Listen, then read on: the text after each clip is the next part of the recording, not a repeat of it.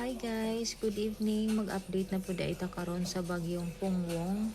Ayan, naka-steady siya dyan sa Maynila guys.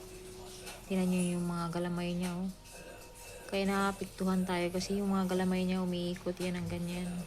Ayan, tingnan nyo mga galamay niya dito.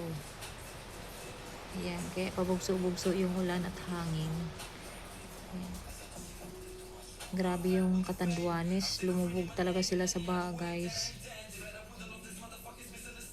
Kaya pag may ganitong na strong typhoon, pag sinabi ng lumikas, lumikas na talaga kasi hindi natin alam na pagdating ng ng bagyo, talagang bubuhos talaga yung ulan tapos magpa-flooding na yan siya. Ayun na.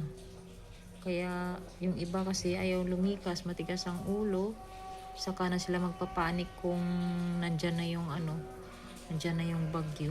Kaya pag may bagyo talaga, before talaga maglandfall, maglikas na talaga, pupunta na sa safe na lugar.